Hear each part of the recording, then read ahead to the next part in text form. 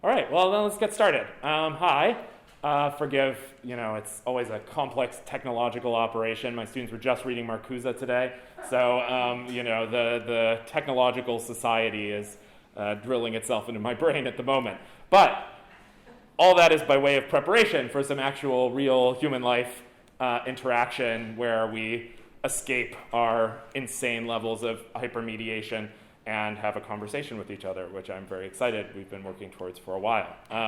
So I'll just give a brief introduction of the series and then hand it over to my collaborator, Rachel Stern, who I'm so honored to be here with tonight. As many of you probably know, this is the Art and Politics lecture series. This is our final lecture of the semester. Elias, I appreciate just giving me a sad look of tears. I know we explore many and varied subjects in this lecture series. Broadly, the raison d'etre of the lecture series is humanity is facing a series of interlocking crises. What role does art play in illuminating our situation, and what role can politics play in changing it, and what are the delicate filaments that tie the two together? So I'm so happy to have you with us. I'm happy at the end of the lecture I can say a little bit more about our plans for next year, which are rapidly coming together.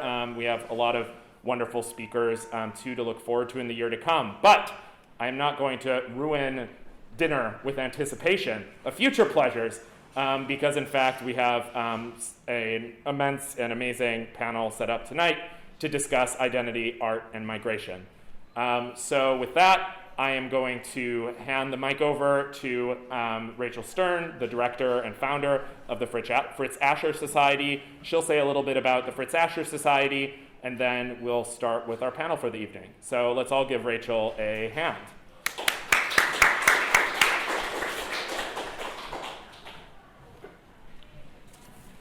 Thank you, Jeremy, for co-hosting this event, and to the fabulous team here at SVA who is making this hybrid event possible. It's not such an easy feat, so thank you. Special thank you goes to Riva Arnold, who initiated our collaboration. Good evening, everyone.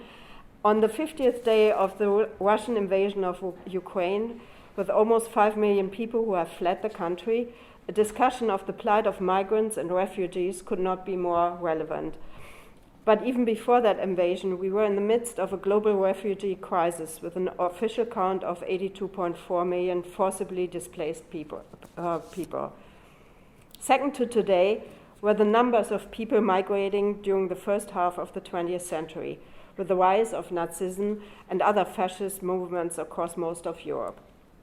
At the Fritz Ascher Society, we spent the past few months studying artists who were persecuted by the German Nazis and who survived in hiding or by emigration to the US. Were they greeted with open doors? How did they adjust to their new surrounds? Did their art change? And if yes, how? With this event, we celebrate the launch of the online exhibition Identity, Art and Migration.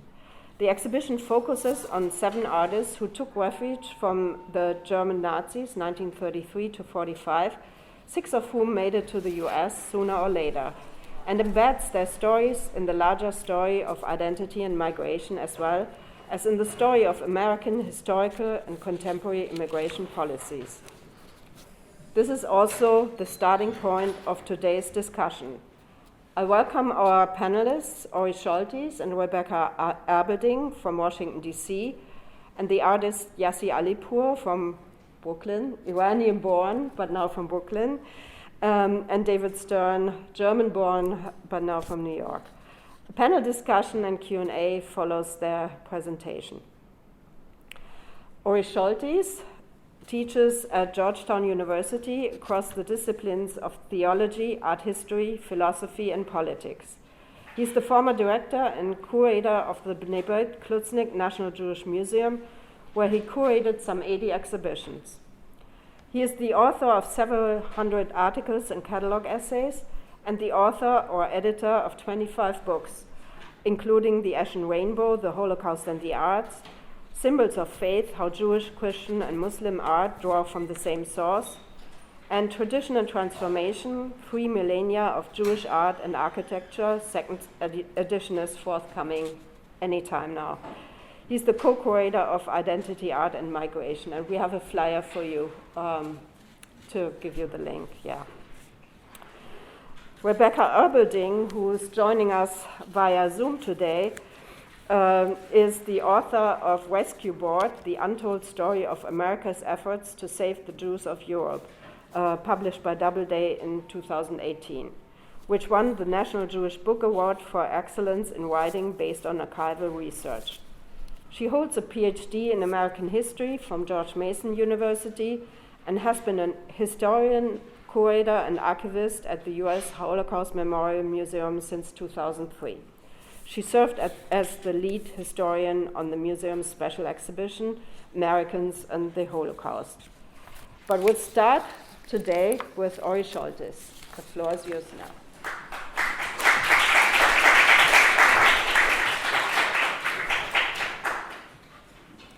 Here we are. It's a pleasure to be here. And of my... You can speak into the mic or pull it over. Absolutely. Thank you. I'm not used to speaking with half my face, but that's how it goes here, so that's how it goes. We are, as a species, a compendium of different sources of identity, whether it's a function of our ethnicity, our nationality, our religion, our race, our language, our culture, all of those and more are part of what informs our identities.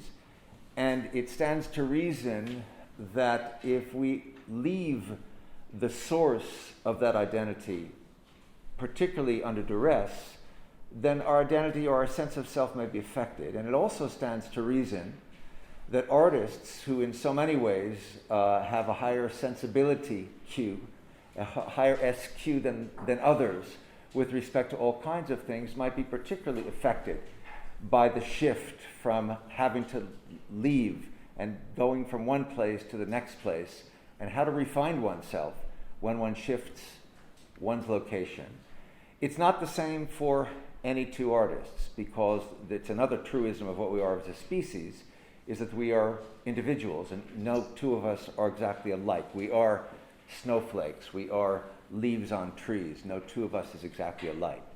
So my remarks have a kind of prelude, a main substance, and a postlude, or a prologue and epilogue. The prologue reflects on individuals who very quickly arrived here at the beginning of the last century, when between the early 1880s and 1924, millions and millions of individuals came from Asia, largely from Southeastern Europe, to the United States, in such a wave that by the end of that period in 1924, we slammed the doors shut because there were too many people who felt it was too many people coming from elsewhere who somehow couldn't be American. And so the question for someone like Raphael Soyer, who was born in the Russian Empire, in Borisoglepsk in 1899, and who came here at the age of 13 with his family in 1912 to escape the pogroms, how did he make it? And the image that I'm showing you, that dates from about 1932, it's at the Metropolitan Museum of Art, is the artist's parents. Well, clearly, they're not happy as immigrants in a new world. Notice the way he's constructed this image. They are part of a pyramid. And the pyramid's bottom is his mother's arms, his father's, to that hand sticking out. Then you go up from her shoulder, up from his shoulder. It peaks. At the culmination, we see behind them an old black and white, clearly, you can't see it from there. It's a mother and child. It's from the old country. That's the world in which they still reside. They're not looking out at us. They're looking beyond us, through us, into something else. Notice also how outside that triangle, among the other elements of the image, he chose to keep that ugly wall switch. He could have eliminated it, could he not? It would be a little bit more aesthetic, wouldn't it? But it's part of this world in which they're not comfortable. He himself presumably became comfortable. He became a very successful artist here, but his figures never lose a sense of distance and lowliness. Those eyes that you see on his parents, you see again and again and again in his figures.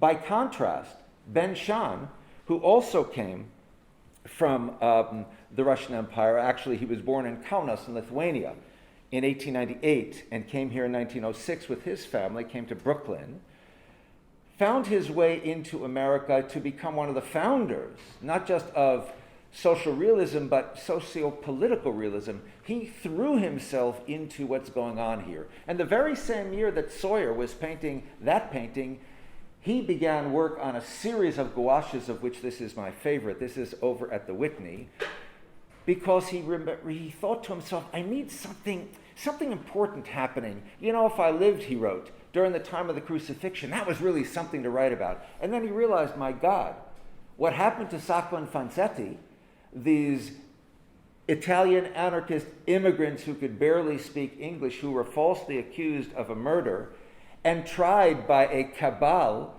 of New England WASPs who didn't like the idea of these dirty South European, barely speak anarchists. They'll never fit into America. And so they were found guilty. They were executed. And this is one of Shan's images where you've got Sacco and Fanzetti in their coffins, and you see these characters with their lilies, very important symbols of rebirth, virgin purity, it's irony, and very expressionistic kind of faces. And Judge Thayer is almost as if he's framed, you know, within these bars. But the point is, Shan becomes very much involved in the American scene and in shaping the American scene, even though he's come from elsewhere. Around the same time that Shan and Sawyer are at work, Adolf Hitler is also at work. And he's coming to power. The following year, 1933, he will be the Chancellor of Germany. And Annie Albers, or Annie Fleischmann, as her birth name was, who was born around the same time these guys were, born in 1899, and to in 1922 went to the Bauhaus as this dynamic new reality for studying art. Oddly, they wouldn't let her into the painting classes because they didn't think women should study painting, so she was doing textiles. That's okay, she married the painting instructor in 1925. That was Joseph Albers. And as you may know, the Bauhaus went through 3 phases, and finally the Nazis closed it in 1933. They were forced closed, and Annie and Joseph came to America. They came to America. He was already renowned as a teacher. And the irony is, she came from the middle class, so she had learned English as a kid, so she was quite fluent. He wasn't. So when they get off the ship, they're greeted by these reporters. She's the one who's got to do all the translating. She's the one who's the face of this pair. So immediately she's also front and center. And they went because they had an invitation to go to Black Mountain College in North Carolina, which was seeking to establish a really avant-garde presence across the arts in America, as you may know. And she, already back in Berlin and Dessau and continuing in Black Mountain, was innovating with respect to textiles, so this line between fine arts and craft arts was completely eradicated. She's not the only one to do that, but she made an important contribution in work such as this wall hanging made of silk that you see from that period. By the end of the 40s, they had left Black Mountain. They'd moved to New York. He was going to teach at Yale. And by 1949, she had a one-woman exhibition that was organized by MoMA that went to 24 different museums across the United States and Canada. So she sure made it here. The only time she ever expressed any discomfort with respect to the Holocaust, with respect to having been forced to migrate, was that because she was Jewish, Joseph was Catholic, because of her, he had to leave his position. That's it. Otherwise, no sense of discomfort over it. Well, around the same time that they're here, that they're coming here, Eva Hess is on the path to being born. She's born in 1936 in Hamburg, Germany. And at the age of 2, she is sent with her slightly older sister by their parents by way of kindertransport to the Netherlands, where they can be safe. Of course, the Netherlands won't turn out to be safe in the long run. And within about 6 to 8 months, she and her sister and her parents are able to unite together and come to New York. So she grows up on the Upper West Side of Manhattan, an area overrun with emigres, Jewish emigres from Nazi Germany, such that you think about her growing up. She's growing up bilingually, and she's growing up biculturally. She's within America, within New York, but she's in a little piece of it that might as well be a piece of Germany. She's someone who early on was separated for a brief period, traumatic period, from her parents. By the time she's 10, her parents are getting divorced. The following year, her mother commits suicide in the aftermath of her father remarrying. This is someone who sustained a lot of loss, and yet, as an artist, already as a teenager, 17 magazine had found her, and she was being touted as something new and something that was going to change. And she ends up, by the way, studying with Joseph Albers at Yale for a while. Here's the thing. In the early 60s, she marries Tom Doyle, a sculptor, and they get a fellowship to go to Germany, and they spend about a year there. It's in the Ruhrgebiet. It's in a factory. It's in a no longer used factory. It's not a happy time for her. The relationship with her husband is falling apart. But what she finds, having been drawn back to the country that spat her out now as a mature artist in her late 20s, is new materials, industrial materials with which she starts to create new kinds of works. So this hang-up that you see here of 1966, which is a pun, by the way, she intended to be, you've got a picture which is not a picture. You've got a frame which is not a frame. It's tubing which is wrapped with tape. You've got, with its rectilinearity, that curvilinear wire that's coming out of it. It's on the wall. It's away from the wall. It's a little bit like, think back to the constructivists, only there's something softer about it. She's an innovator, and she is claimed as a postmodernist. She's claimed as a postminimalist. She's claimed as a feminist. She's all the above and none of the above. And Eva Hess made it. Unfortunately, she also got cancer, brain cancer, and so she dies by 1970 at the age of 34, and one can only speculate where her life might have gone otherwise. Very differently, Lilly Wilhelm, who was born in Vienna in 1921, also kindertransport as a teenager to England, where she's working as a mother's helper, she's working as a servant, she's working as a candy striper in a hospital. She is finally able to hook up with her parents, come to the United States, and she manages, through a little ad that her mother sees in the newspaper, to get a job at Fiction House, which produced comic books.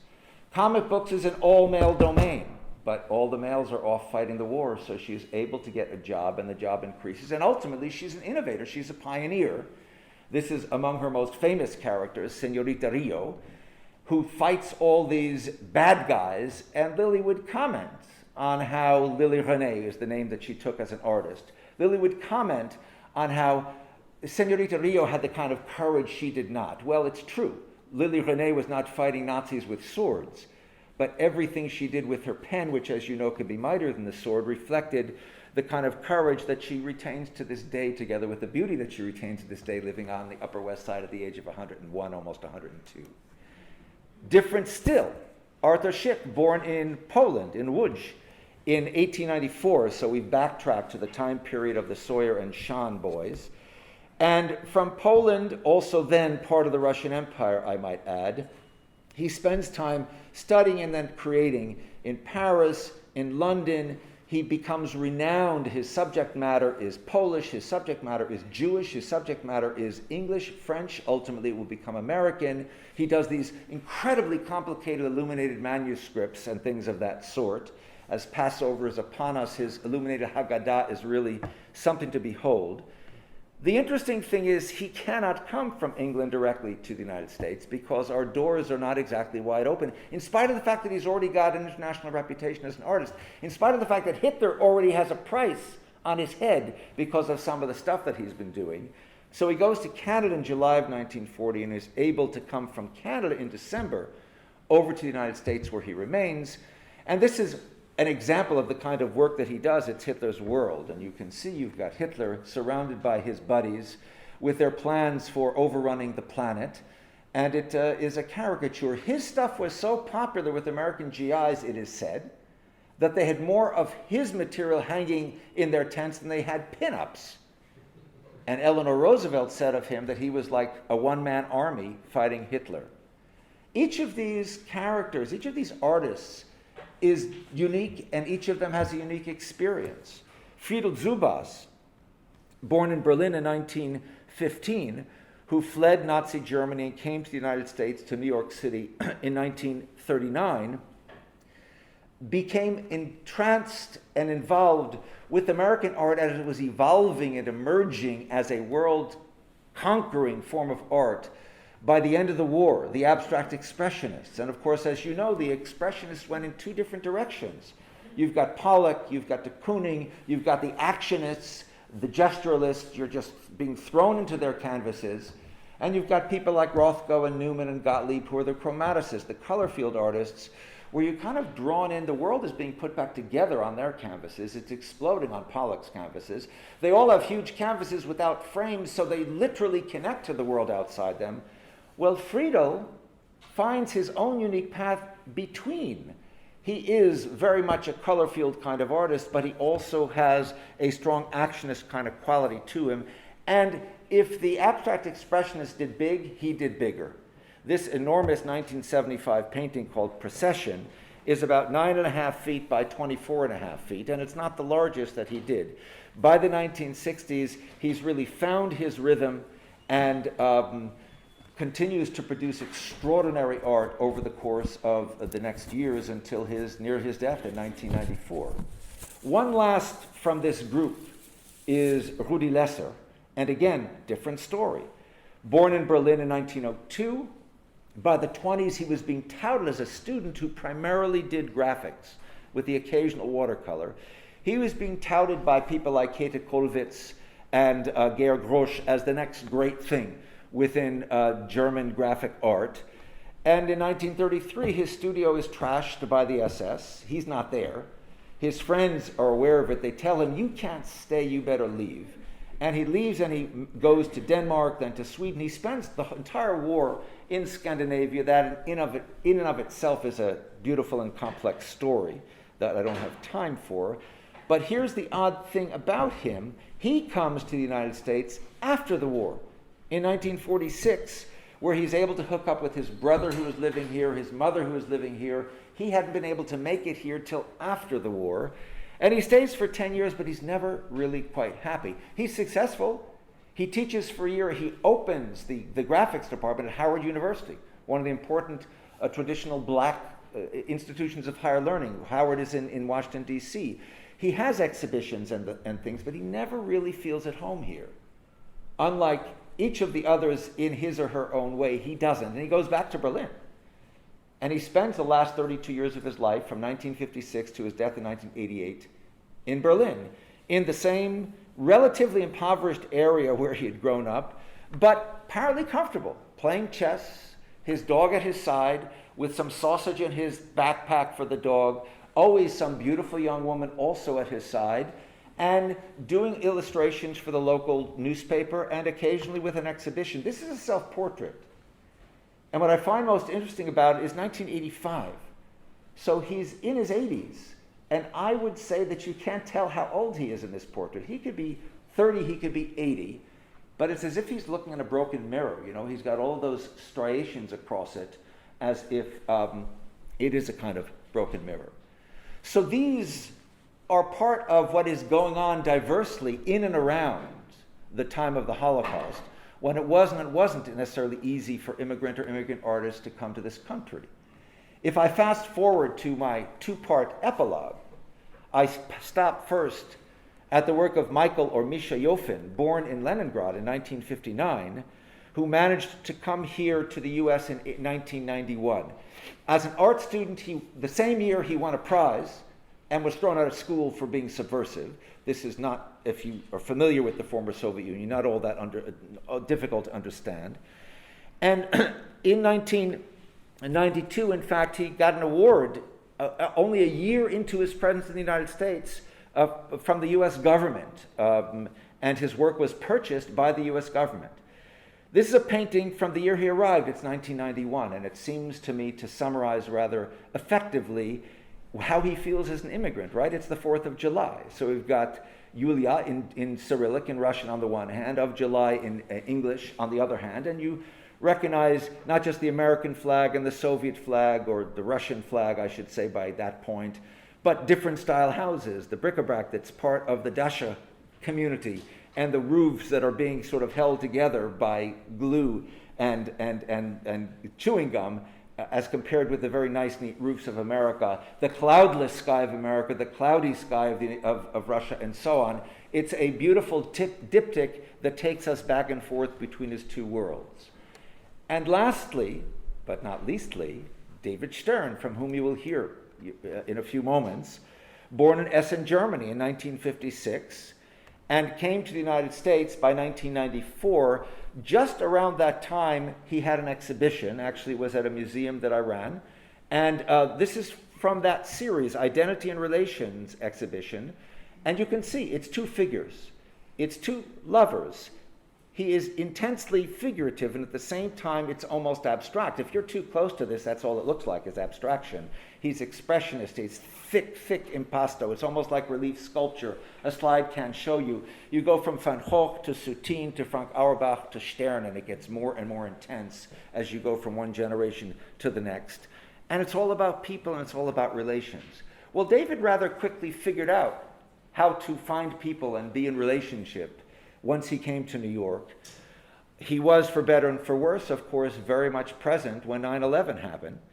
And he did a whole series of paintings called Gateways, the Gateways, in 2002, the following year.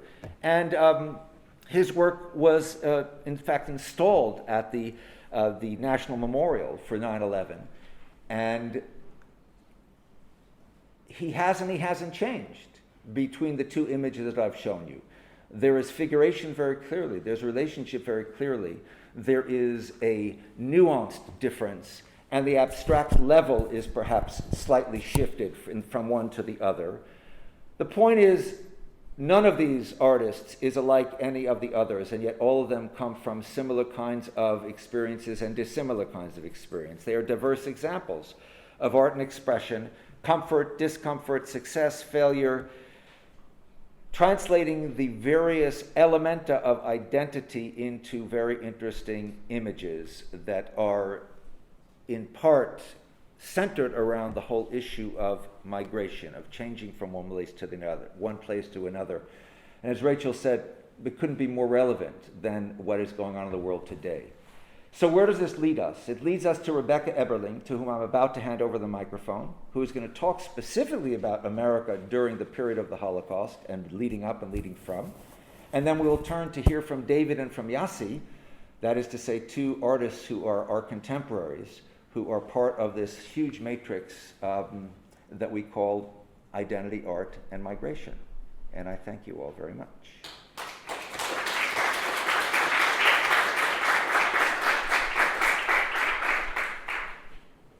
Okay, well, so that leads me to my first point, which is to thank Rachel, to thank Jeremy for attempting to make this a hybrid event. I know that adds such a layer of complexity, and we are experiencing that now. And so I'm really grateful that they made that effort, because I had to be here in Washington. So as Rachel said in the introduction, I'm a historian of American responses to the Holocaust, which means that I write and think a lot about the question of immigration and how US law and policy. Oh no, I heard an oh no. Rebecca, we lost you. 1 second. Oh no, I'm really scared. Okay, now we can hear you. Just making you louder. So sorry. Okay. So anyway. Thank you. I think a lot about the question of immigration and how US law and policy affected the efforts of refugees who are attempting to immigrate to the United States. And of course, that means most of the artists that Ori was just talking about. So first, I think it's really important to point out some of the differences between the 1930s and 1940s and now. First, there was no such thing as an Einstein visa. We hear a lot about that, and I think people look back and think that we had one, because that was, of course, when Einstein came. But Einstein did not come on an Einstein visa. I don't know why it got that name later. He came on a regular visitor's visa as a tourist to the United States, and then later changed his immigration status to be a permanent immigrant. So Einstein did not have an Einstein visa. And I think the second one, people use the term refugee to talk about Jews who were immigrating to the United States in the 1930s and 40s, or people who were trying to come. But the word refugee, even though it was used at the time to describe the same people that we use that word for today, people who are trying to escape religious and racial and ethnic persecution, the US law did not include separate provisions for people who were termed refugees. or for migrants or for asylum seekers. There's one path, and that is immigration. So you could be an immigrant or a non-immigrant or a tourist. And those are the only two ways that you could get into the US. That was the only thing that existed in US law. And so everybody who was coming as an immigrant, whether or not you were fleeing persecution, you had to come under the same slow, bureaucratic immigration process as anybody else did. So the Immigration Act of 1917, so the act that went into place just towards the end of World War I, what that did is it said that anybody who's escaping violence, anybody who's escaping persecution is exempt from the literacy test. So in the 1930s, when bureaucrats looked back, they said, well, we don't need to put in place any protections for refugees. They're already exempt from the literacy test. And so that seems just fine. Everything else will still apply. Often people think that the US passed new laws in the 1930s, either to let more Jews in or to keep Jews out, and neither of those things are true. This piece in the New York Times, this is April 27th, 1924. So Ori alluded to this 1924 doors closing thing, and that is what is happening in this moment. This is the passage of the Johnson-Reed Immigration Act of 1924, which is also called the National Origins Act. It is the US law in place throughout the 1920s, 30s, and 40s. It is actually in place until 1965. So it's in place for the entirety of the Nazi period.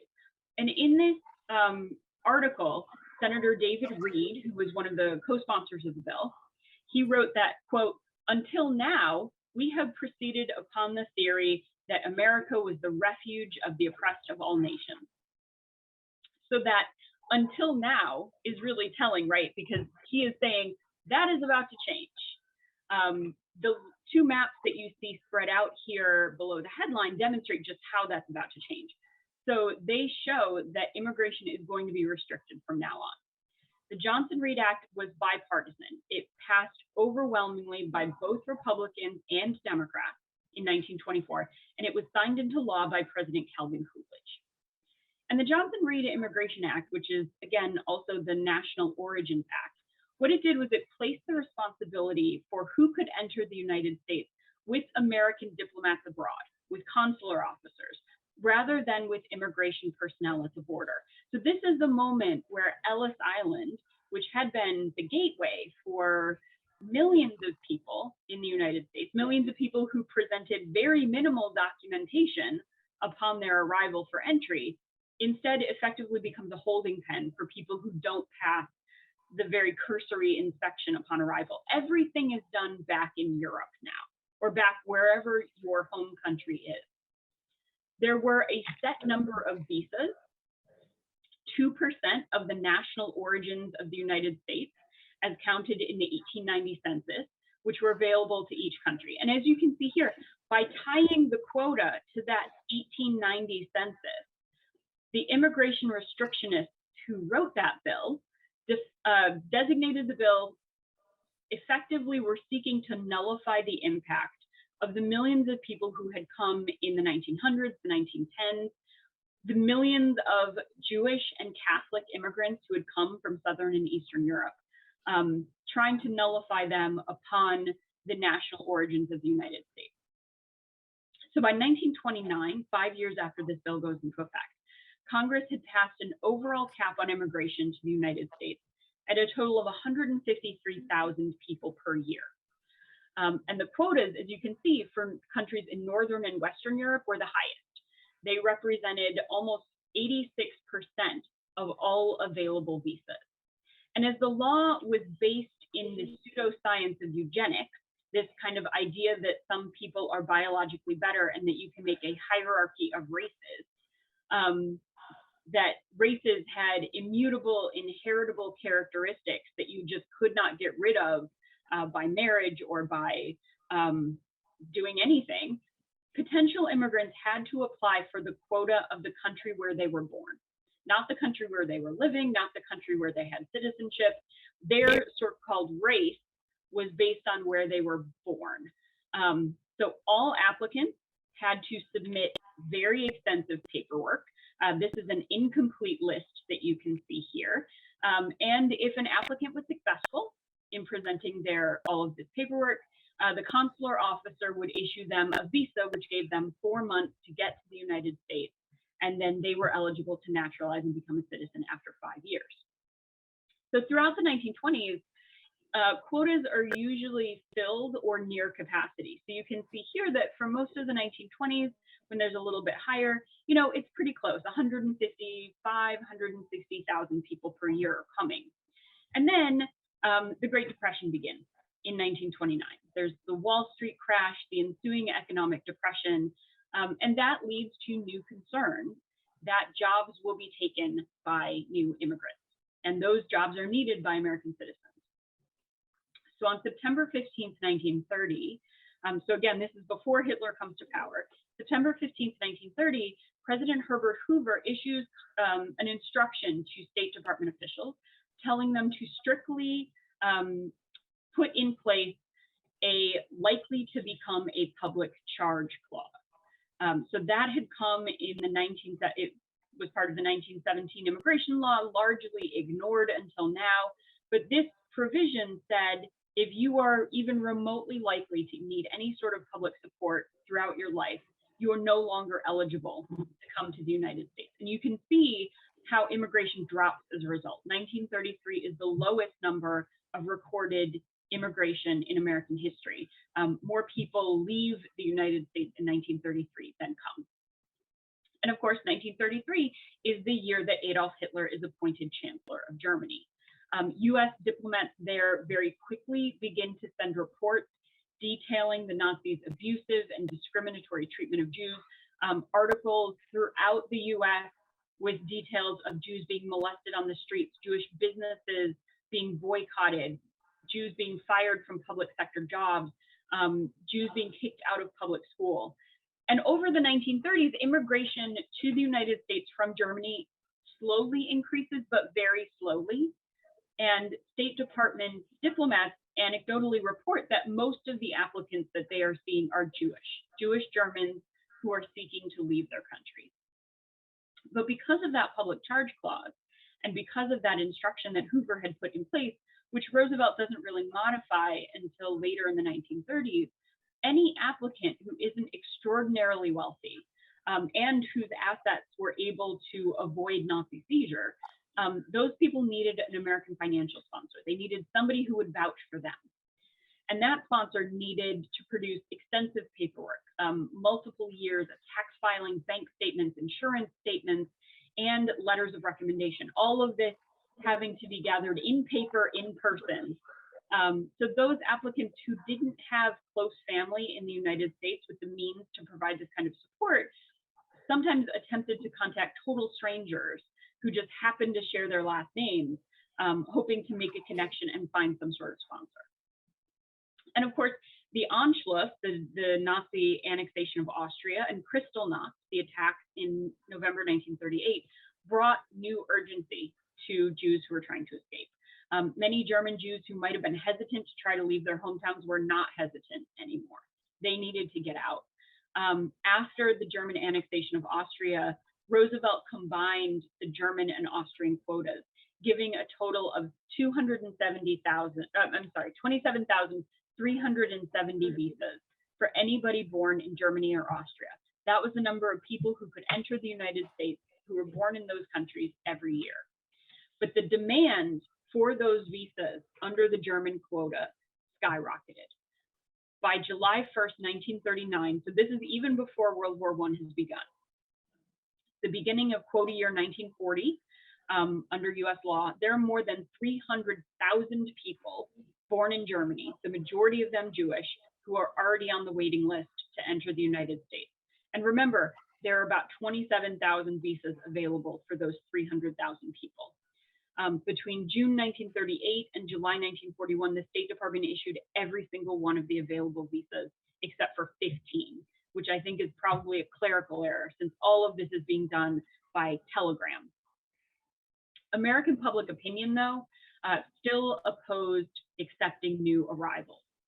94% of Americans who were polled about 3 weeks after Kristallnacht sympathized with the plight of German Jews, but when they were asked, should we allow a larger number of Jewish exiles from Germany to come to the United States to live, 72% of those same people responded no. And travel became a problem, especially after the war began. The majority of European immigrants came to the US by ship, and due to submarine warfare in the Atlantic and the need to retrofit passenger ships into troop ships, many passenger lines just stopped sailing or reduced the number of vessels who were crossing the Atlantic. And so by the summer of 1940, Lisbon was the only neutral port in continental Europe that was still regularly sailing to the United States. If you remember the movie Casablanca, this is why they need to get to Lisbon, because Lisbon is the only place you can go if you still want to get to the United States. By the summer of 1941, the State Department is enforcing what they called the relatives rule, saying that anybody with close relatives still in Nazi territory are no longer eligible for US immigration because they might be spies. All applicants for immigration were placed before an intergovernmental visa review committee in Washington, D.C., which added months to an already difficult process. And at the same time, Germany starts demanding the closure of US consulates in Nazi territory. So the only hope for refugees in these areas, people like Otto Frank and the family of Anne Frank, their only hope is to escape to a country where there still are US visas and still US diplomats operating. And there weren't very many of those, only in places like Portugal. So you have to cross territory in and out of borders, trying to get to a place where you could still get a visa to immigrate to the United States. But by October 1941, Nazi Germany made immigration illegal from all of the territories it controlled. Pearl Harbor brought the United States into war in December 1941, and the next day, Helmno, the first stationary killing center that murdered Jews, opened. So and of course, as you know, by spring 1945, more than 6 million, or at least 6 million European Jews had been murdered by Nazi Germany and its allies and collaborators. So although the Holocaust did begin a really long reckoning related to refugees and displaced persons, the laws to assist them in the 35 years after the Holocaust still numerically limited entry to specific populations. And a lot of those decisions had to do with the Cold War. Who were we prioritizing or who were we not? So hand-wringing over America's failure to open the doors to Jewish refugees didn't really result in a unified bipartisan effort to help refugees today. The 1980 Refugee Resettlement Act, which is still in place now in 2022, 42 years later, it places the number of refugees admitted to the United States every year in the hands of the president, and subject, of course, then to his political will and his political priorities. So for people who are fleeing racially and religiously motivated violence, or even ongoing genocide today, the United States can still look a lot like it did in the 1930s. You still need, in many cases, a sponsor if you want humanitarian parole in the US. It is still the door cracked enough to garner hope and slammed enough to despair. So I think at this point, I am turning it over to Yasi, I think. So I'm going to attempt slowly to stop sharing my screen with great success, it looks like. And thank you so much.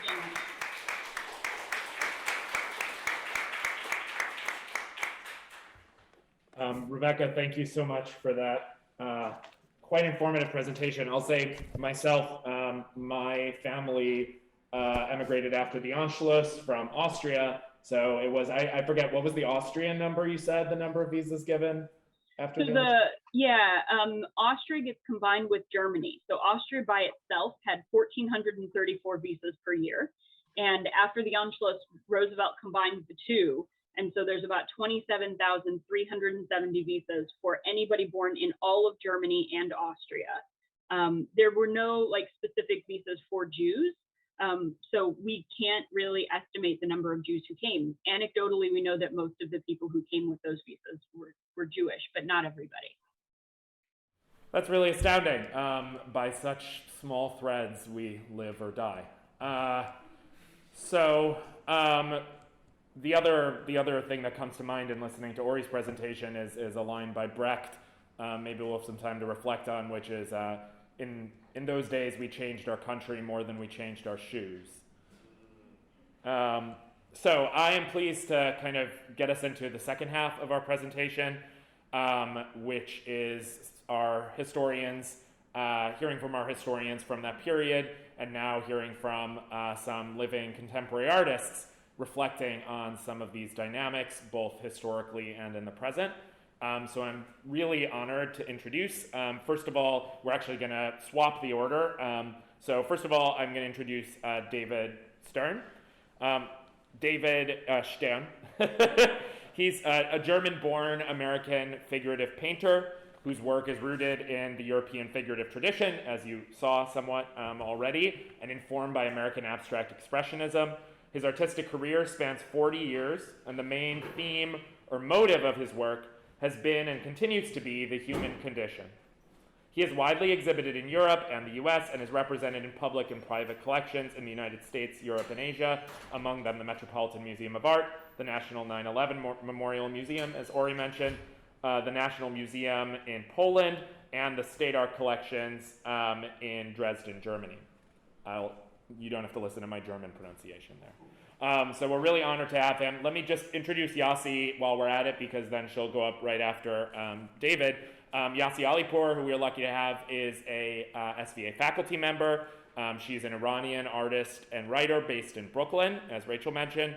Her tactile works on paper use folding to explore mathematics as a language with all the historical, social, political, moral, and embodied ramifications that language as an idea holds. Alipur Yasi is currently working on a traveling solo exhibition at 12 Gates Gallery in Philadelphia and at Bavan Gallery in Tehran, Iran. Her work has been exhibited in the United States and internationally. Her writings and interviews have appeared in the Brooklyn Rail, Spot Magazine, Asia Contemporary Art Week, and many other distinguished publications. She has an MFA from Columbia and is a faculty member at Columbia, Parsons, and here at SVA. So those are our two panelists coming up. So let's give a round of applause for David and welcome him.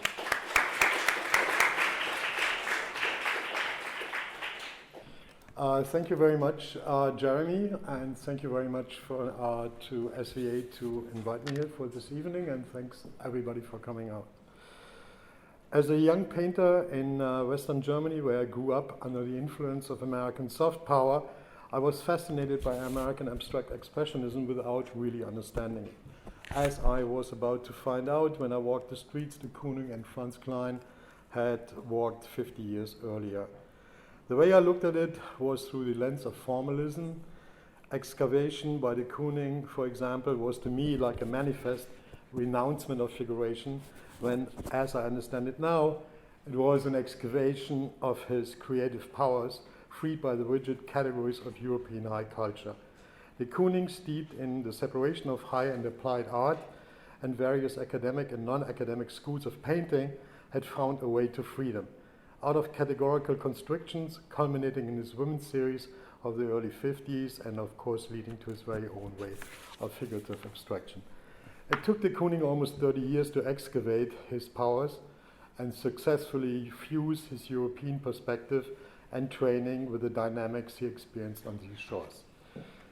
It's running already. So the images I'm showing you in the slideshow are works I created from between 2018 and 2021 and are part of an ongoing series. About 4 years ago, I shifted my practice from using oil paints and heavy impasto to acrylics as a medium. And they started working on a series I called At the Gates, which in the broadest sense deals with the phenomena of the unknown. That what lies beyond the threshold, the border, or the closed door, the gate to a new arena, a gate, quite literally, for me through the use of different materials and the unknown effects it might have on my work. Working on this series coincided with my renewed interest in cognitive science, rereading the works of Carl Gustav Jung, Elias Canetti, and others, and has a lot to do with my personal history of being an immigrant and the ambiguity of two prevalent feelings I experienced during the process of my immigration 29 years ago. There is a fear of the unknown in me, and maybe to a certain extent in all of us, and then there is the excitement of moving from one state or quality to another.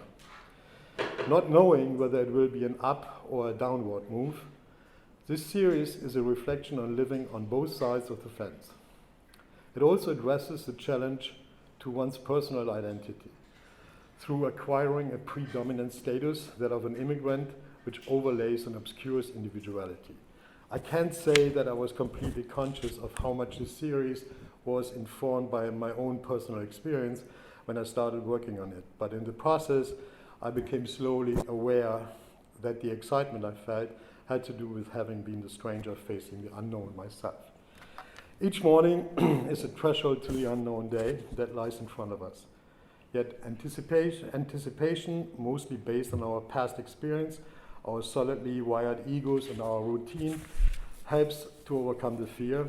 At the same time, it blinds us and does not allow us to fully experience and see what lays beyond the threshold, even when we already crossed it. As a figurative painter, looking for the king's way to fuse figuration with abstraction in my very own way, my interest is centered on the human condition, the incomprehensible dichotomy of mind and body in the Cartesian sense, and the acting of the individual in a reality which it cannot reliably cognize and understand. A painting can only be relevant to another human being if the painting transcends the physical, metaphysical, or emotional experience of its creator. That is what gives a painting meaning, based on our shared human condition. That is why it makes possible that the earliest paintings known to mankind, the cave paintings of Lascaux, painted roughly 18,000 years ago, are meaningful to us now. They do establish a far-reaching connection between these early human hunters and gatherers and us in the 21st century. A bridge over time transcending the experience of early humans. To me, painting is in a sense my own personal attempt to understand the world through the phenomenological gaze at myself and the world. I came to this country in the early years of the Clinton administration. Globalization was the buzzword, borders were to disappear, and cultures were supposed to melt into some global equality. I had reasonable language skills, some knowledge about US culture, and the reading gathered through art, movies, literature, and the reading of American papers. This was before the rise of the internet, and I thought I was prepared for the move. I was 38 years old at the time. As it turned out, I had just a low-resolution picture of the country and the people. I knew only the outlines of its history and little about the ideas which permeate through the system. So I was easily overwhelmed by the energy of my newly adopted city, the enormity of its buildings, the vastness of the country, and the otherness of the place, and the fluidity, the dynamics of American society. I remember being stunned when I realized that there were buildings in New York City erected in the 1940s. There were no gaps in the fabric of the city due to aerial bombing, because the war theaters of the 20th century had been elsewhere. This realization is just an example of the many similar experiences I had during the first 1 or 2 years. And I would say that I experienced some kind of soft culture shock. And I have to add that I had the absolute desire to completely integrate into the new country and become as American as possible. I now understand that complete transformation is unattainable for, to me now, obvious reasons. The two archetypical narratives, the homeboy leaves the village and a stranger comes to town, identify the immigrant who is both, the one who leaves and the stranger who arrives. This is a substantial change of status. Even if one gives up the home voluntarily, domicile, the destruction or loss of one's home, is a serious and traumatic event. Losing agency, the ability to act and acquire a position in a cultural and social hierarchy one understands and is understood in. The immigrant is forced to start over, learning about the new arena and integrating into the new hierarchy. It goes without saying that this process of integration is fraught with fallibility. Professional qualifications are not accepted. Language barriers ensure for subtleties to be lost in translation. Bureaucracy, culture, nature, societal organization, all are different, foreign to the immigrant. All of this is true even in the case of immigration from a country with similar cultural background as the destination. Obviously, immigration from a different system and culture is far more difficult and demands even more sacrifices from the immigrant. I can barely imagine the magnitude of the culture shock earlier immigrants experienced in times when nation states were still defined by their indigenous population, almost tribal as the nations of Europe had been at least until 1945. They had only minimal information about the country they were about to enter, and without any recourse, they had to make it work. Not only had they to deal with their own perceptual mistakes, but with a certain amount of hostility with which they were greeted by the earlier arrivals into America's bona fide immigrant society. One of the strangest things is that an immigrant takes his former home, the old country, with him in the form of what is now his cultural baggage, like language, socialization, and belief systems, only to find them very much in the way for a successful adaptation in his new home. But it's impossible to shake them off, and lots of immigrants will never lose their association with their past as a part of a different culture and socialization. They might even solidify them by staying in close contact with other immigrants from the same background, and factually make it impossible for them to really arrive. The best an immigrant can hope for is to form his old and new identity into a distinctive amalgam which lets him successfully operate in the new surroundings and contribute insights from this unique perspective to that new arena and society.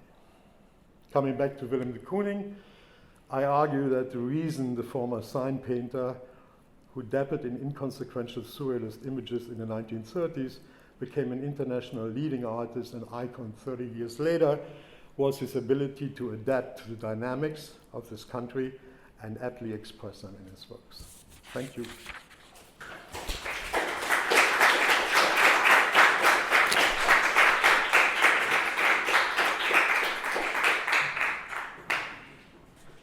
Hi everyone. It's really humbling to be here, and I just want to say I really appreciate the invite, but also to go after this, I also appreciate everyone's attention. I think we're going through a lot of significant stories. So for today's slide, I'm kind of starting in a place that I often start. It's a video that I didn't make. It's a video I randomly saw one day on Facebook. It was a political moment. It's years ago. It might have been a celebration. It might have been protests, potentially a mixture of both. And I could go on talking about it, but that will be its own 20 minutes. So we're just going to watch the video. It might be loud, so if you need to run and fix that, because it does get loud. Okay.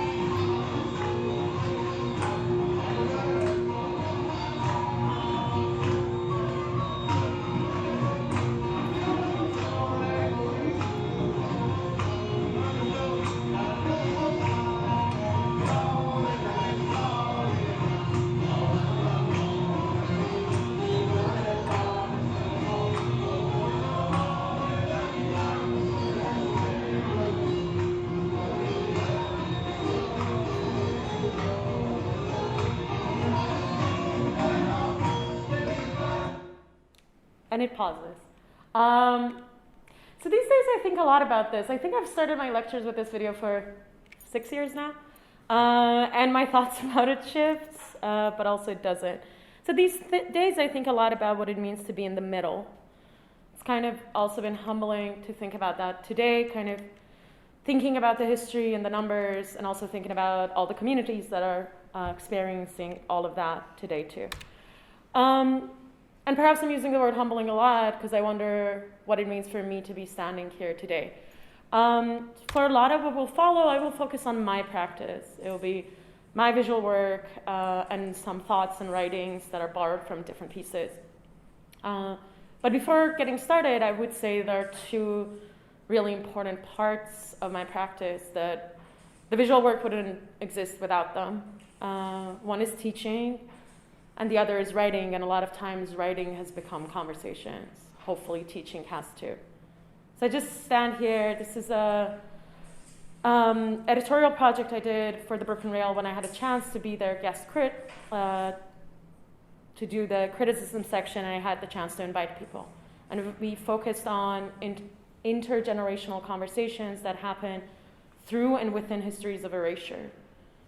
The collections of essays are not my writing, and it's just one small example. But before I get started, I just want to say everything I do is deeply indebted to queer, Black, POC, Indigenous, disability activists, third world feminism.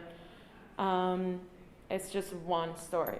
So in what will follow, I will kind of read things. There are 3 texts written in different parts, kind of brought together. I'm also mostly focusing on 2 exhibitions, one that happened in the past and one that is currently happening in Philly. Philly is not that far away. It is kind of that far away. Okay, so I'm going to get started. This is how stories begin in Farsi, not with a once upon a time. We say yeki bud, yeki nabud. One was not. Part 1, 0, Zeno's paradox. A runner will never reach the stationary goal line on a straight racetrack. The reason is that the runner must first reach half the distance to the goal, but when there, he must cross half the remaining distance to the goal, and so on. If the goal is 1 meter away, the runner must cover a distance of half a meter, then a quarter of a meter, then an eighth of a meter, and so on ad infinitum. I imagine Zeno while folding my paper in half. In my fictional contemporary version, he's a man sitting on a couch. Zeno zoning out, staring at the door. Another day of paradoxes at work, and he wonders, can one ever get to the door? The dead philosopher's tired, but his food is finally here. He gets up and opens the door. Let's consider math for what it is, a language with all the historical, social, moral, embodied ramifications any language holds. 1. It's a game, a daily ritual. I'm around 5 years old walking with my mother, who's a math teacher. We make it to an intersection. She asks, what's the best route? The shortest path between any 2 points is the straight line connecting them. It's the donkey theorem. Hold any 2 points on the map, let the paper drape, then fold. Here's your answer. The street signs disapprove. 2. There are countable infinities, think of all the trees ever, and uncountable infinities, think the distance between 2 lines. This is a quote from the tech bro with his math PhD announcing in a late night gathering. He casually returns to DJing. I keep folding my paper. There are infinite choreographies in this one sheet. My hands are enjoying their flirtation with paper. I am counting. This man's axiom would disagree. The next day, he sends me a Wikipedia page for the 19th century German mathematician Georg Cantor. I find a devout Lutheran claiming infinity to be Christian. 3. My eyes long for the open horizon that is the ocean. I think of Edward Glissant and wonder with him. Is staring at this absence an act of seeing, a remembering, or a plea to imagine? Abstraction floats between two radically opposing forces. I think of my passport number. I remember holding your hand. Current thoughts. Circles are just friction. Symmetry is child's play. And infinity because eyes need to rest. Part 2. Measure a day. I remember waking up knowing that your smile is nearby. Divide a space into 24 parts. Choose a center.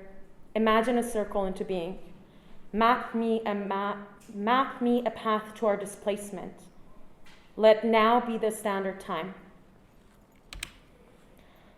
Plus 1 hour. The first time you said goodbye to a cousin, learning forever. 2 kids in the back of a car. Minus 10 hours. International airports as a trigger. Plus 3 hours. Skype calls that last more than 5 hours because we both recently have moved to new continents. Chit-chatting, drinking tea, smoking cigs, no break.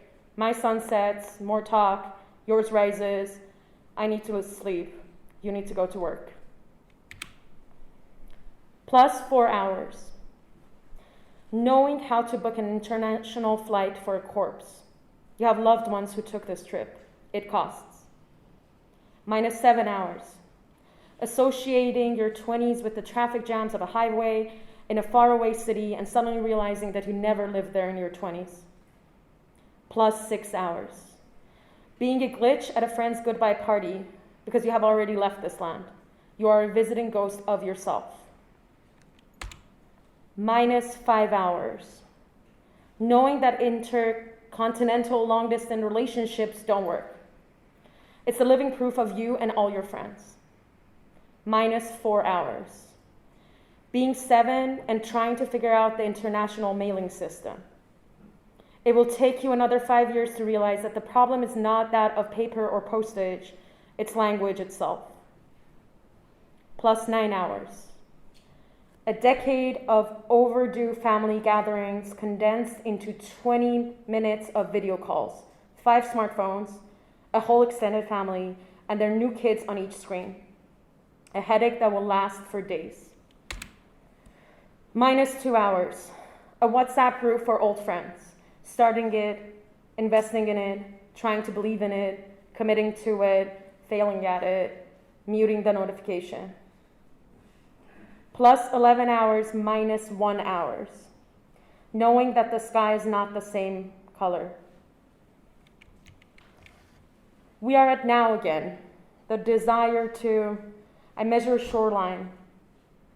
To make evidence of the endless hours we spend together, for each other, becoming, leaving. It's merely a circle of many movements. The folds are traces of my hand. I sit and fold in the dark. You were no longer. Touching, creasing, bending, scoring. Math is an excuse. The paper is proof of the hours I've been here. The cyanotype waits for the light sensitively. The folds offer many possible moves. Each new iteration creates a new impermanent sculpture, traps to hold the warmth of the light, to flirt with the shadows. An edition of 24 plus 1 repeats. These are part 3. These are traces to be encountered amid archives of the refusal to be a monument. It is 2 bodies, 2 line drawings, fluid intimacies in customs of femininity. It is an empty bowl flirting with music. It is many faces. It is flight. Thank you.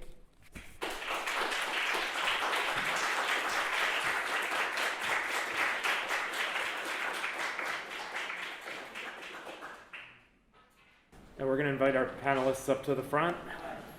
Thank you so much for your presentations. Each one of them was extremely touching and thought-provoking, so it's a little And it shed a lot of light on the migration experience from very different viewpoints. So I have a question for you, Yassi. Do you, I kind of understood that this very strong connection that you have with math connects you to your mother in many ways. But I also asked myself whether it's more, as you said, that math is a language, whether it's more of a global language than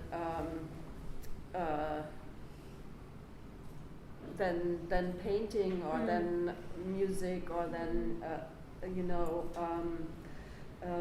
whether that's more of a global language that you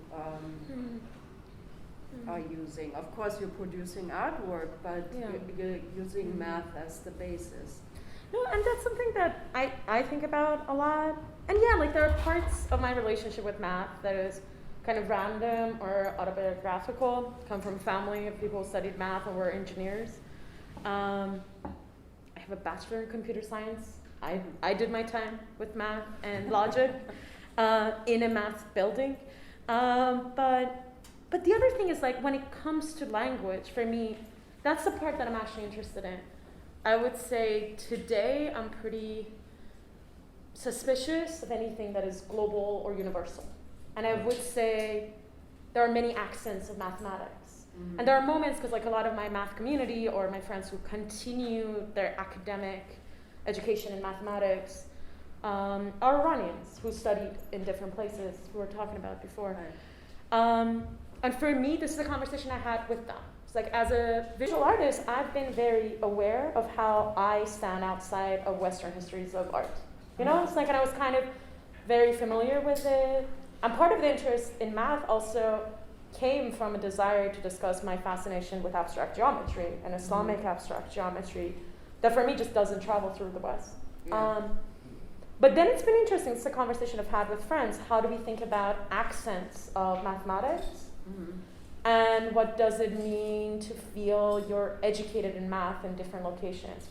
I would say for me it's interesting, and I think it's changing, especially now, kind of with a delay. I think there are conversations beginning to happen that are critical of what is the language of math, or what are the social... what does it mean to include different bodies and different histories in this way? So it's interesting. It is kind of a bit more neutral, because it kind of relies on the idea of logic, but it can be terrifying how it claims transparency to itself. Which is one of the reasons why I love the folding process, because I like messing with my math friends. Because like I go to them and I'm like, what's happening here? And they usually tell me that it's a fold and it's not math. But and perhaps to kind of wrap up that thought, this is something that I think about a lot. I don't think it's accidental that many people find themselves outside or unwelcome to the ways that we teach math.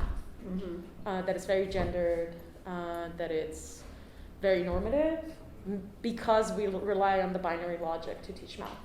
And we kind of erase anything that can be embodied or intuitive about math. Right. I'm sure there are mathematicians who are not in this room who would get mad at that. But it's an art room. I found a room of artists. So David, I mean, from your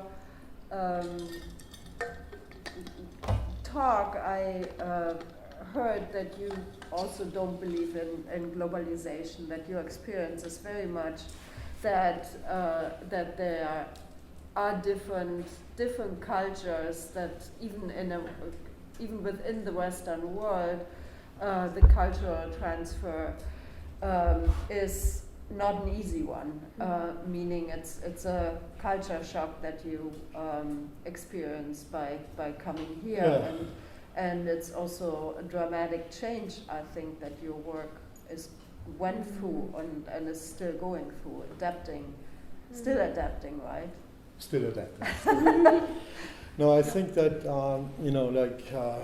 globalization was an ideological project which was also fueled by economic interest, etc., which made actually, which somehow resulted in having one country in the world, China, producing everything, from whatever, from iPhones to coal, and we kind of transferred this, in economic reasons, we transferred our agency to produce things to just one country and just loaded that up.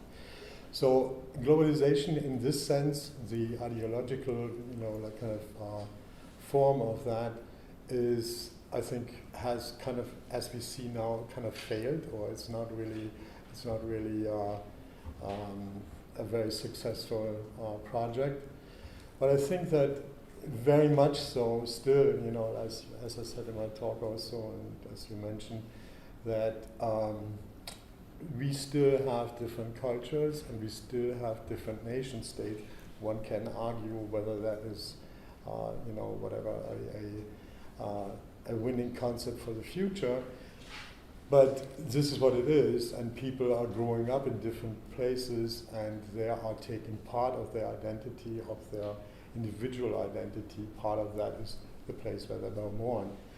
And so it might slowly change, because basically what's happening is we're having huge movements of people from one country to the next country, from continent to continent.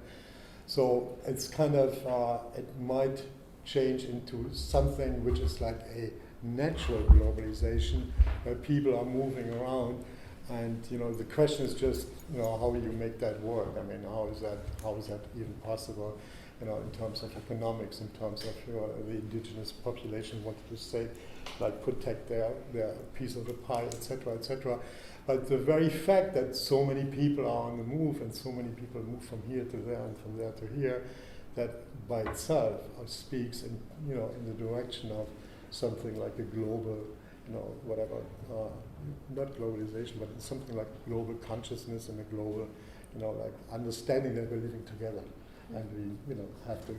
We are fighting out some things right now, but I think in the end it will turn out to something like that. That's the hope. And yet, I mean, what's interesting, I guess, is politically, fear of immigrants is still kind of a core political issue, of course, yeah, across the world. And I thought Rebecca's presentation was interesting in this regard, pointing out the coincidence of that with the Depression and people's, their fear of like losing sometimes what little they have, being related to then fearing the most helpless, who are unlikely to be the ones taking it from them, and the kind of like irrationality of that, but also some deep human anxieties in play. That's still the case. I mean, when I talked about the stranger, the stranger entering a new community is afraid of the community, as it might be a community of murderers, right? And the community obviously is also afraid of the stranger who's coming, who might be a murderer. So, that is like, it's like a, like an archetype. This is like kind of foundational stuff. And then, but then the question is, how does all that apply to arts, right? Because all of us participate simultaneously in being individuals and being part of any number of different communities. At the outset, Yassi, you acknowledged half a dozen, just then, of different communities that have had an effect on you, and there are obviously many more. And all of us are all humans. But that's like interesting for me, because I was thinking that list can go on.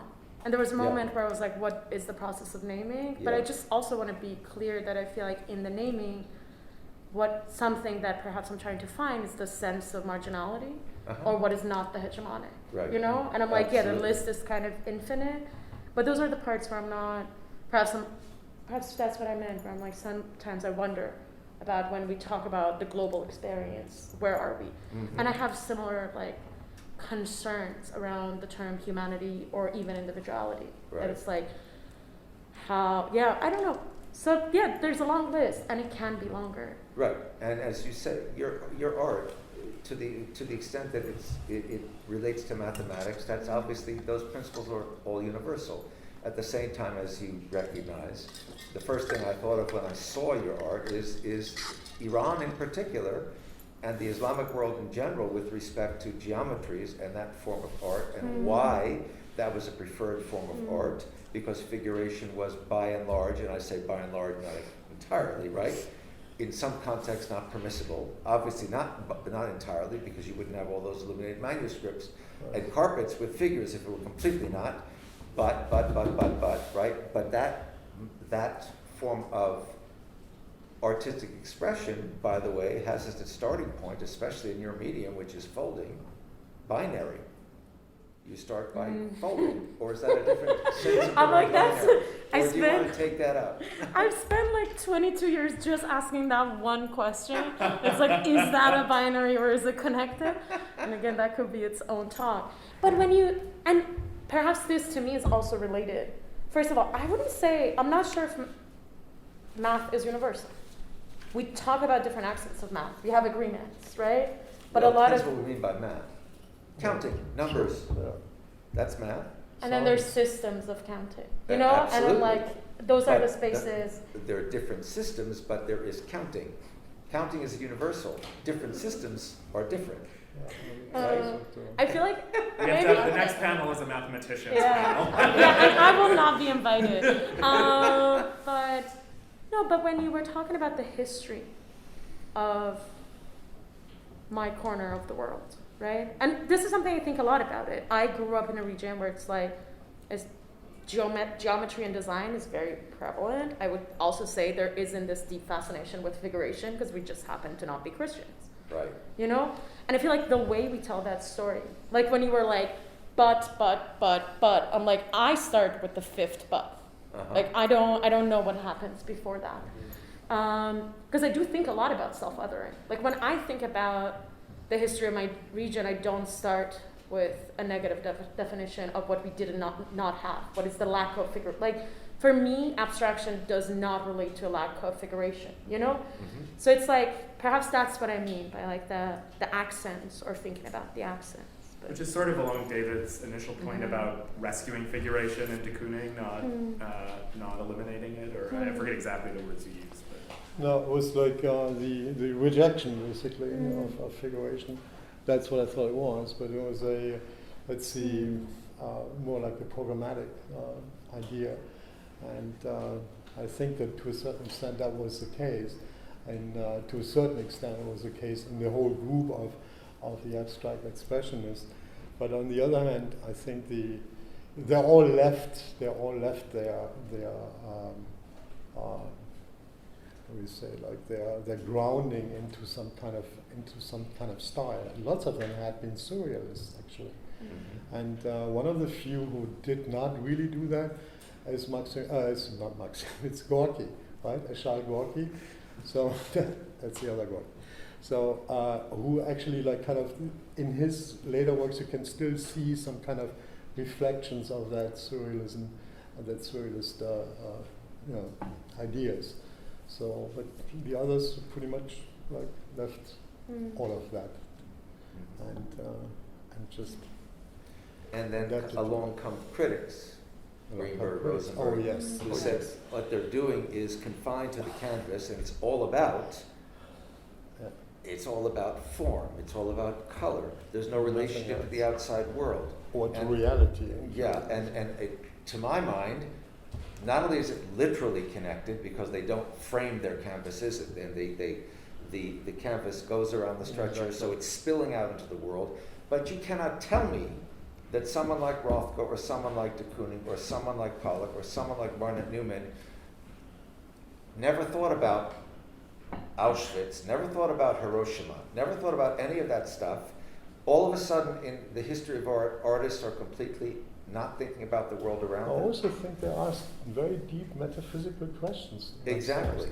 I mean, to just reduce them to some kind of monkey who's dancing around a canvas and make it all like kind of in one, like, come on. I mean, so but that was the role of a critic at that point in time. But those critics had blinders. Yes, of course they had. They preferred to see their abstraction as not only non-figurative, but as not related to the world. And of course, it is related to the world. Yeah. Rothko, Newman, and Gottlieb were in their studios talking about mysticism. Yes, of course. And of course, they were all Jews, so they're talking about how do we, as Jews, fit into the history of Western art, which is so Christian, et cetera, et cetera. So to deny that aspect of their work is phenomenal. And that view then continued for 50 years. Yeah, it's true. With figuration being forbidden for Jews as well. So, Ori, coming back to the single artist stories, two of the stories that you told us, two of the artists went back to Germany, and many years after they immigrated. So do you, and that heavily influenced their work? Absolutely, in very different ways, in right? very Because different Eva Hess, works. ironically enough, found herself in a very, I mean, by the way, she was an accomplished painter already. She was already recognized, so that's often forgotten. But what became the thing for which she became best known is stuff she found there unexpectedly when her life was at another stage of falling apart, and she found herself. But right? it was also she. What? In my hometown. Yes. But she. That's the place to fall apart. That's okay. No, but she said Germany was her personal Auschwitz. Her personal Auschwitz, So exactly. it was So she clearly related to that. right. And Rudi Lesser is a completely different story, right? They're all different stories. Tsubas. Absolutely. And he painted the series of black paintings. Yes, that's true. His interpretations of, his experience of Baroque in Germany. Right. And that changed Oh, his art absolutely. when he came back. True, that's true.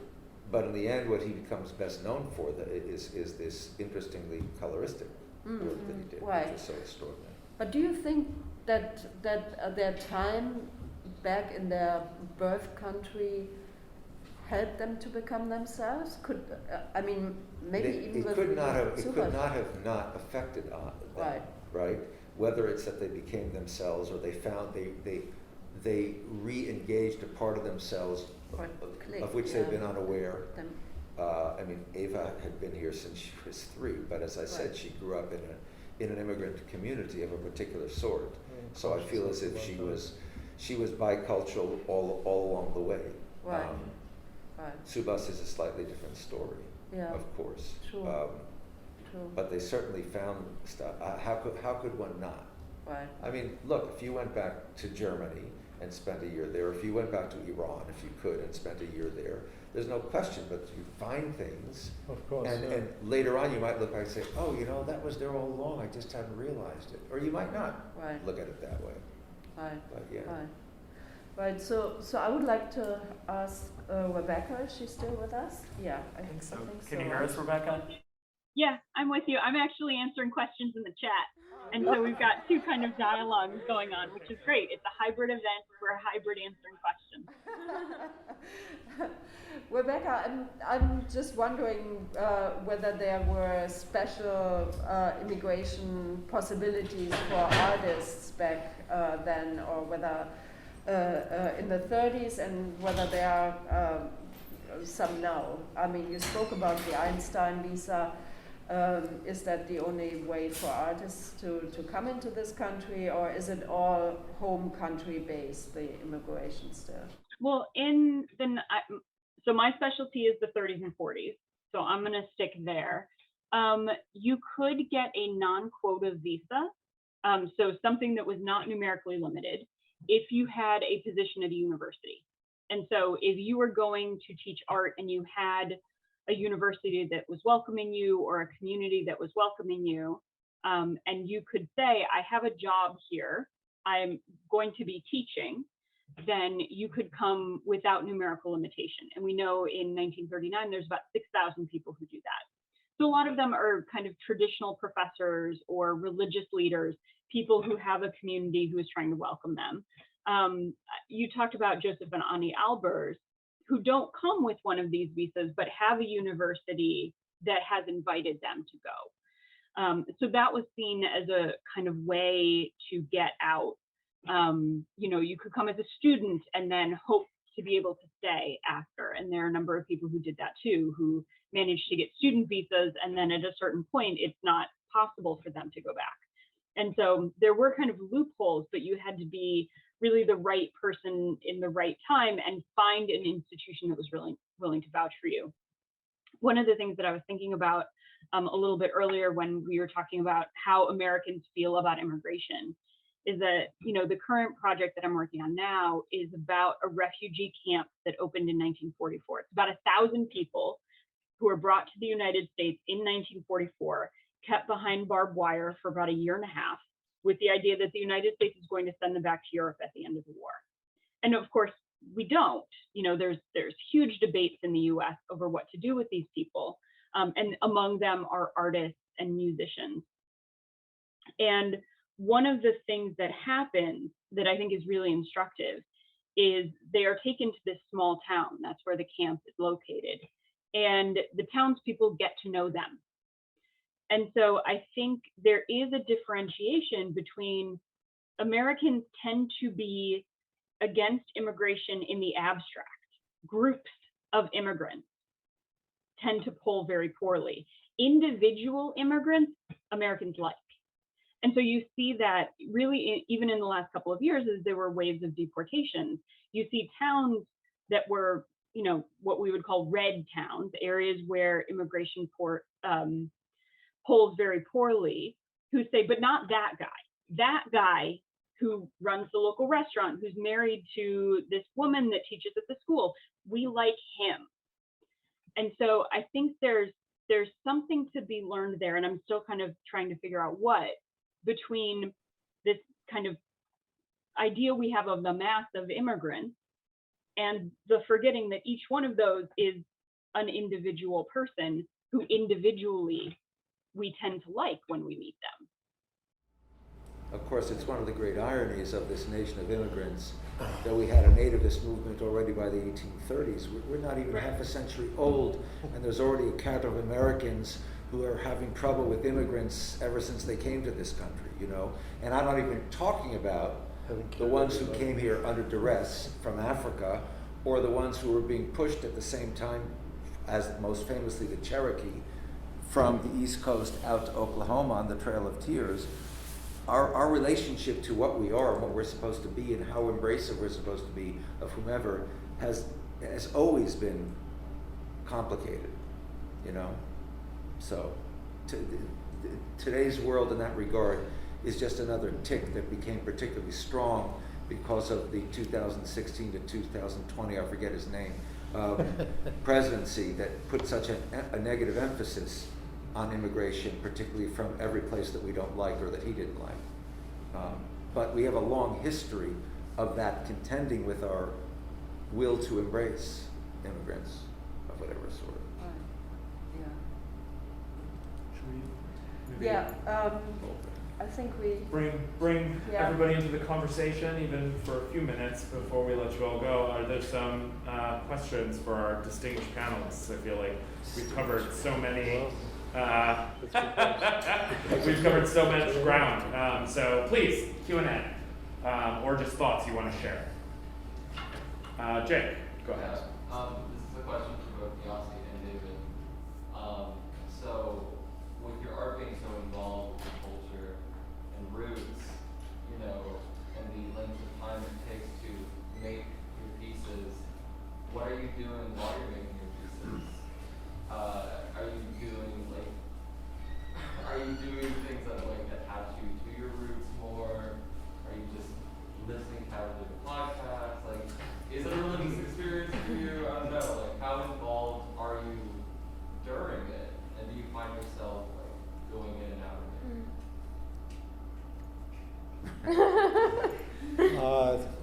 Well, it's like I'm a painter, so I am usually I'm not working with any preconceptions, so I don't make sketches or whatsoever. It's like everything happens on the canvas, on the format, and of course forms emerge and things emerge, and you know, that kind of, you know, you get more and more of a general idea where that might be going, and then thoughts pop into your head, and images maybe also, and then you drive it in terms of, you try to drive it. And the best thing is if you can't drive it. If things are happening and you somehow, you're seeing things getting into, falling into place, then, and then maybe you just need to, at the end, you just need to, like adjust it a little bit, and then there it is. So, and while this process is happening, the main thing for me is to not to impose myself on the canvas, or not to impose myself on the painting. The painting has to emerge. So, and that is some kind of a metaphysical process somehow, where you somehow connect with something else, with yourself, with the flow, so to speak. You're in a flow state. And with that, I'm, whatever. It doesn't matter whether I listen to music or don't listen to music, whether I'm drumming around or whatever I do. That doesn't really matter. What matters is that you get to that flow state and let it happen, and then be intelligent about what happened. So. Yeah, and I'm thinking, I feel like my answer is a bit more literal. No, but it's interesting. Like, the part of your question that kind of stood out to me is the sense of like, kind of being able to separate, being like, oh, these are the parts of me that like think about Iran as this like one location that is like somewhere else, and I'm aware of the boundaries. It's like as if I see the map. And the thing is, like, I've been folding since I was in middle school. I was mostly bored. And a bunch of the list, like when I talk about a 5-hour Skype call, I'm folding when we're talking, folding on the subway. But the other way I was thinking about it, like instead of being like, do I place myself in a headspace that is this route? So I'm like, I don't think, it's kind of more like being bilingual. I don't think there's any part of me that doesn't think in Farsi. There's also none of my Farsi that isn't affected by living here for 11 years, Or I think about it as in like, there's definitely a lot of watching like terrible shows on Netflix and just finishing seasons of things because things take time. But there's definitely a part of it where it's like I think about having my music, and this is me being kind of a 90s person, my music on shuffle. And it's like it goes from an Iranian song to like American song that I'm listening to now to like randomly German Iraqi rap. And it's like it's back and forth, and it's like I don't feel like my identity shifts in between them.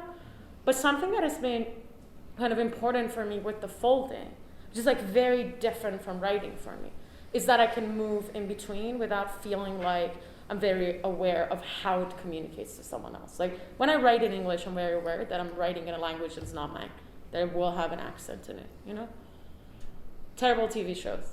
Sure, and a lot of them, but yeah. And if anyone needs recommendation on German Iraqi rap, I'm your person. Ask you about that I think I might know more than our panelists about that specific part. I saw Kate in the back. Yes. You might speak up, Kate. On the topic of migration that you were all kind of discussing in the panel today, I was wondering how do you feel like your work addresses, or I mean, what's within the diaspora of the Jewish migration and or other spiritual oral practices that may have been, in other spaces differently, like whether it's folding or looking at art, not just to bring something from the past forward, but also how do you return to history, or this more concepts of returning to a practice that was once lost, or even to artwork that seems like it's always displaced as migrants in our American history, and also like as an art practice. Sorry, it's a big question. I know, it's a good one. Can I take a stab at it? Please. Just give it a try. I think those are questions I ask myself, like quite often, and perhaps that's what I meant around the question of how do we even put in language the history of like Islamic art. Like something that I'm interested in, the Met changes the name of the Middle Eastern or Islamic art department like every few months. Like it has had so many names, and I think currently it's like art of Iran, the Arab lands, Turkey, and later South Asia. And 4 years ago it was Islamic art. And it's like it keeps shifting. And it's like, I think there was a time, and it was really helpful for me. Like with the folds, I was literally looking at the dome of a lot of the architecture I love back home. It's like, those spaces are incredible. And I was trying to reverse engineer it. I was like, can I fold this? Like, can I communicate with this? Knowing that a lot of the writing around it is literally written by colonizers or by nationalists that are using the language of the colonizers. And can I stay with what it means to look at it?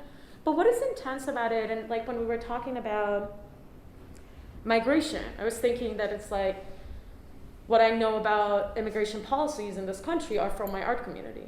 And most of us like kind of found ways to come to this country through like as students. So I'm like, it's interesting. I think this classroom might have knowledge and kind of lived experiences, but kind of the kind of information that you pass to one another.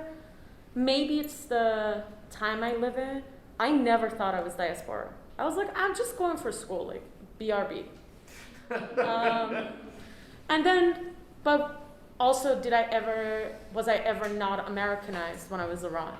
No way. And Iran is one of the most secluded countries in the world, you know? So I feel like that sense of being on the outside has changed, especially generationally, has changed with like the possibility of, I used to know, like my cousins who were diaspora and grew up here, and I'm the one who stayed. And now we're communicating, like all the time. So in that way, there's also different echoes of what before we could have like seen as like one narrative of that historic approach. I'm stepping back. Yeah. David or Ori, did you have any thoughts on that? Yeah, well, I mean, the question was about how the work changed, or how the through the immigration process, or what was the question exactly? Or like working through in your own practice, or looking at art history of the diaspora between returning to something that was once or in the midst of being lost, Yeah. whether it's your home country and or your culture or an art practice Right. that once was. Yeah. Well, I mean, you know, like I'm coming from the European figurative tradition, and this country, you know, like until the 1940s or 1950s, was very much informed by that figurative tradition, and until these particular artists, the abstract especially, blew it all open and basically changed the entire world with that. And so I was aware of that when I came here, but I was also very deeply steeped in that figurative tradition, and I had my own whole struggle with getting out of it, and kind of leaving, you know, to a certain extent, leaving it behind, but still keeping it, parts of it, you know, and feeling like comfortable with figuration in abstraction, and finding a way because, you know, in general, it's like one has to say that also, that there's no difference. I mean, any painting is an abstract painting by definition. It cannot be, you know, anything concrete, so it has to be an abstraction. And the question is, how good is that abstraction, and how individual is that, and how does it transcend what it is, you know? So and that, I think, has, you know, I've developed over the years. Obviously, themes, motifs, and stuff have changed, but I think only like maybe 6-7 years ago, I kind of finally arrived, you know. So finally, I didn't give a damn about anything anymore, and I didn't care anymore. So, and I did the thing which is me, you know. I did it before, but not in this way.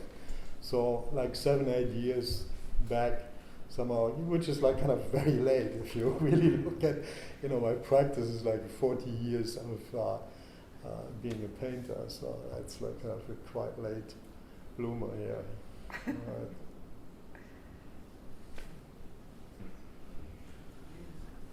Is that? Oh no, that's, you know, my students know when you stretch, it's very dangerous in my class. Is there another question? Elias? I was going to ask, I think this can be like, this could be addressed by like any of you, I suppose. which is that I'm wondering how, because obviously a lot of the art that we've discussed so far is we're discussing it on how it's been influenced by the artist's personal journey and change and personal history, as well as the like more broad like cultural influences of where they're from and where they're going and where they are now. But I'm also wondering how either you or perhaps like artists in the past may have grappled with the expectations from people physically around them on what they ought to be talking about as people from where they're from, and like how they should be saying it and how they should be integrating into their current society. I think that's always a question. Yeah. It just depends on the particular context. Let me give you two that are not modern at all. One is the Italian Renaissance and the extraordinary program of reshaping the Sixtine Chapel, in which from the time of Perugino to the time of Raphael and Michelangelo, you have a whole bevy of artists who are engaged, and there's always this tension between what they're supposed to portray and how they're supposed to do it, and what the papal patron thinks is the way they're supposed to paint or sculpt, and they do or they don't accord with that. And someone like Michelangelo is struggling all the time with that sort of an issue.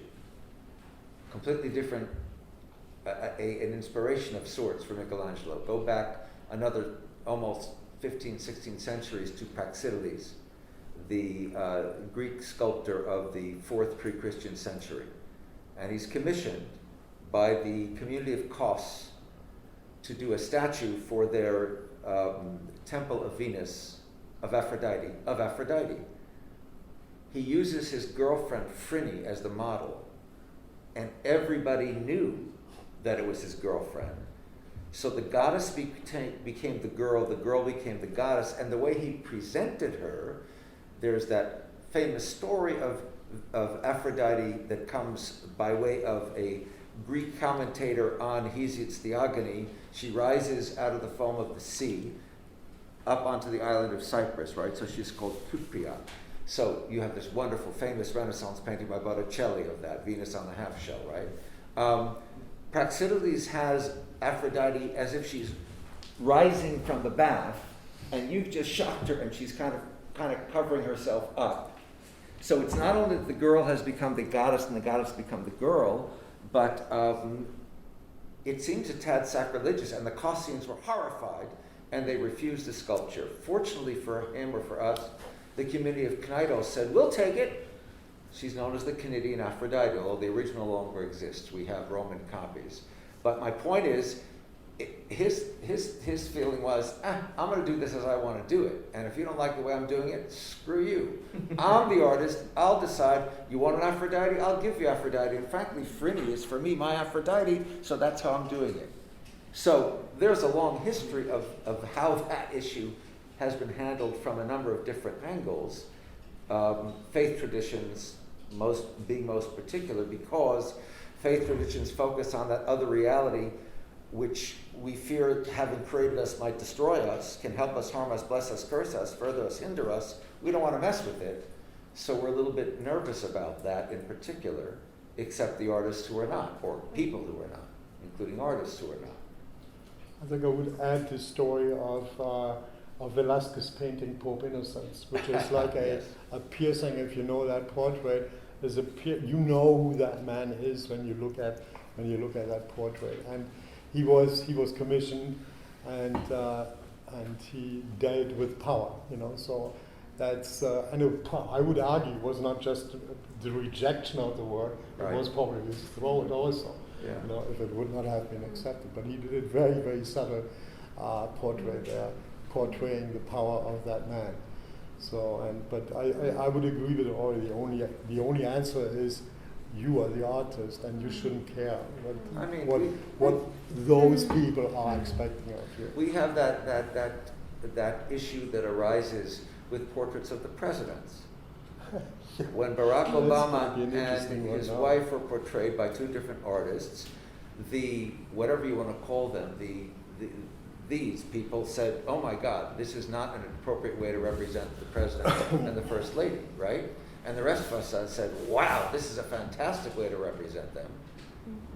The artists made the decision to do it their way regardless. I mean, perhaps, and it's not in opposition to that, but I think part of what you're asking is an ethical question. If what you're dealing with is part of a shared history, and you only know it kind of from the fragment of what you've experienced, then how do you make sure? And this is something I think about a lot. Like, in my work, I'm like, I rely on my friends back home to like call me and be like, you know what, you're self-exotifying. But like, or you know what, like we know this context, maybe you're wrong about it, you know? Because a lot of times I can come here and tell you whatever I want, you know? It's like, I assume in this room I can make up things, you know? But I do think about this, and it's like, for me, it's interesting because when I say community, I don't think it's, for me, queer culture is important in that way, where it's like, I'm not just saying that it's like a bloodline, like these are the people that have to understand your work.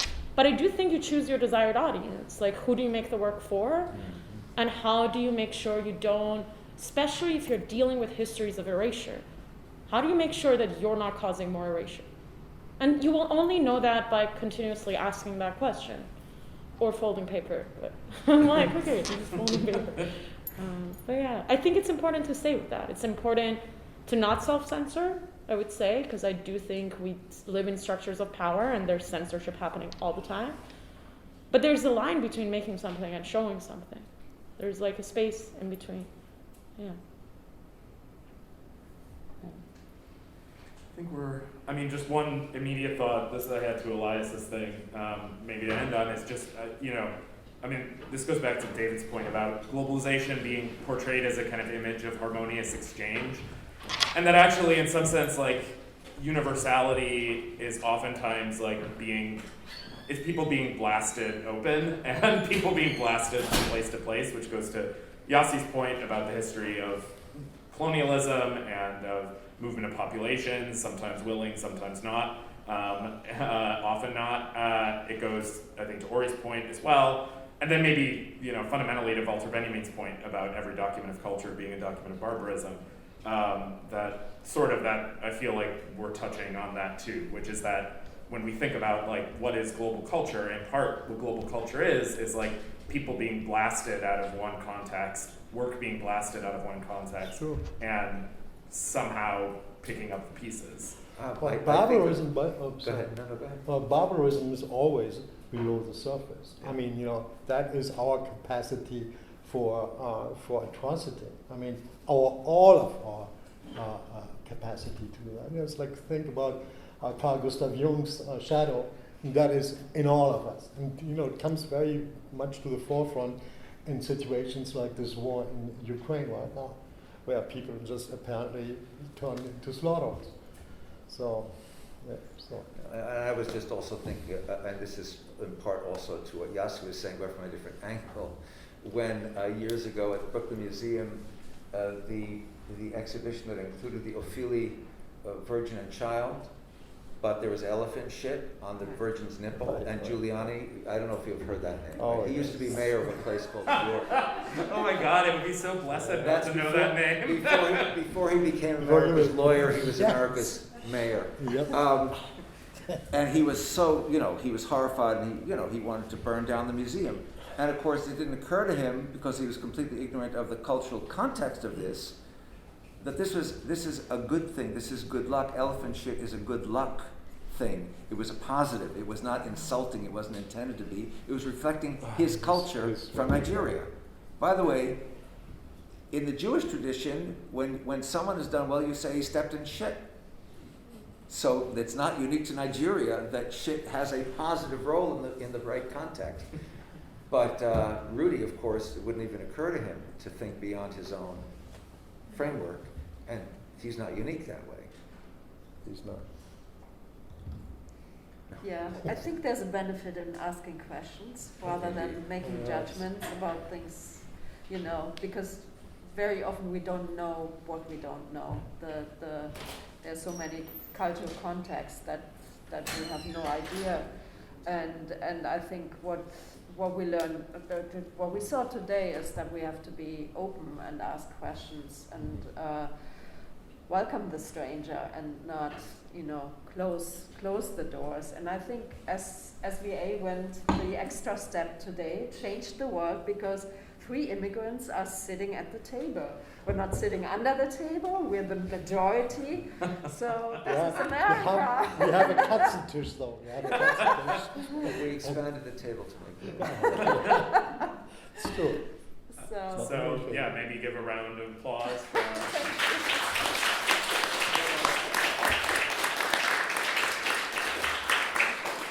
and thank you, Rebecca, online. Let me just do a quick little plug before I let you go for the evening. One plug is, again, please check out the Identity, Art, and Migration exhibit the Fritz Ascher Society has online. There should be a flyer that went around. If you didn't get one, please get one. And then finally, I'll just say a little bit, next year, the Art and Politics lecture series will return with the school year. Just for a sneak preview, we will be having the art critic Ben Davis on his new book, Art in the After Culture. We'll be having, and what's sort of an annual tradition for us, Francis Fox Piven, the great scholar, join us for a post-election debrief on how the midterms might go. We'll have State Senator Jabari Brisport, who is now a politician, who started as an artist, as a theater student, and is now an elected socialist politician. We'll talk about going from art to politics. And what else? We're having a discussion on stickers in society and more stuff. So come back in the fall and the spring. And again, thank you to our guests for being here.